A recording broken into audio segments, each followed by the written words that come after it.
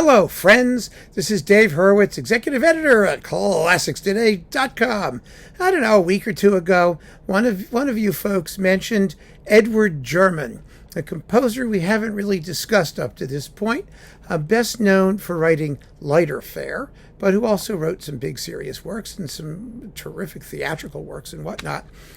He lived from 1862 to 1936, and so I thought we would mention one of his more substantive creations. The Symphony No. 2, subtitled Norwich, here performed on Naxos with the National Symphony Orchestra of Ireland under Andrew Penny. This was originally, if I'm not mistaken, a Marco Polo release, reissued on Naxos, and it's a very good performance, actually. German's Second Symphony, what it has to do with Norwich, I don't care. I'm not even going to go there. It was written in 1893. And as you might guess, for a British work of that era, it is somewhat conservative, but it's good music.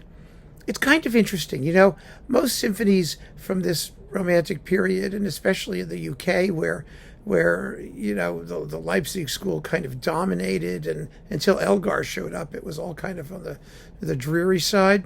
And that includes Stanford and Parry, folks. Sorry to tell you. I mean, they wrote some good symphonies too, but thrilling? Yeah.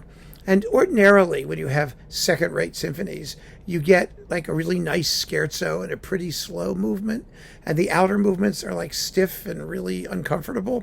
Well, to German's credit, his outer movements are the most persuasive in this particular symphony. It's not that the inner ones are bad. I mean, but the scherzo for me was the least interesting of all of the movements in the symphony. His thematic material is good.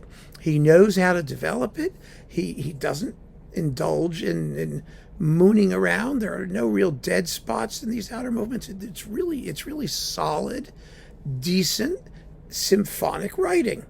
And I think it does not deserve to be neglected. These symphonies, or this particular symphony anyway, would be... it would grace any program. However, and there is always a however here, it is a little bit on the inhibited side. Because when you listen to his other music, the other two works here, there's the Valse gracieuse, which is quite gracieuse, and the Welsh Rhapsody from 1904, which is about 20 minutes, and it's his most popular sort of major concert work. You know, the Welsh Rhapsody has all the things the symphony doesn't.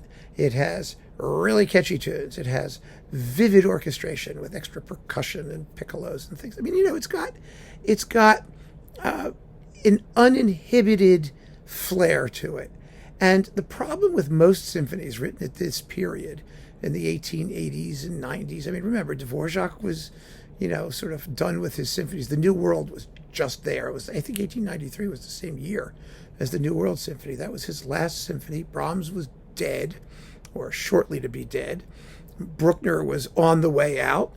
Mahler was the only guy, doing really thrilling symphonic work in this period. And basically, I mean, there were some others, but Mahler was the big one.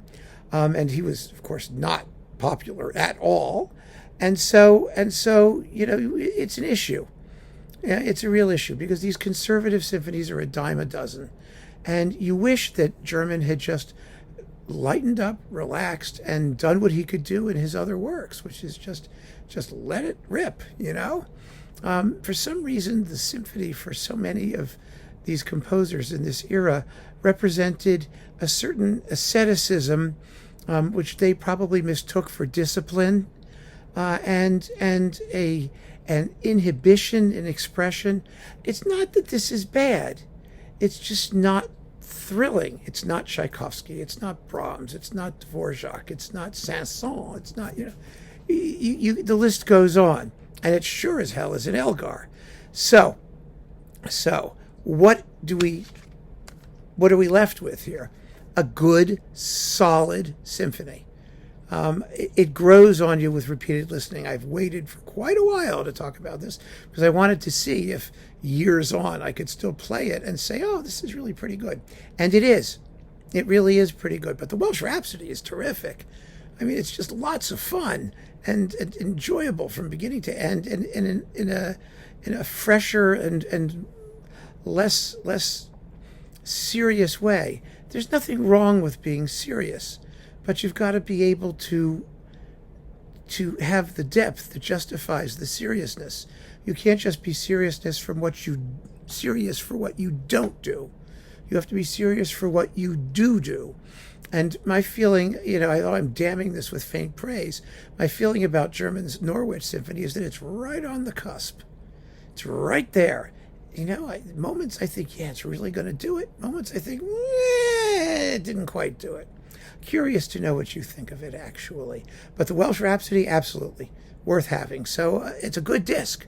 I think the performances are entirely positive, and I am curious to get your opinion, frankly, on this type of symphonic work from 1893. It was an odd point, a turning point in the conception of what symphonic writing could be, especially in the UK. So keep on listening, friends. Thanks for joining me. Take care.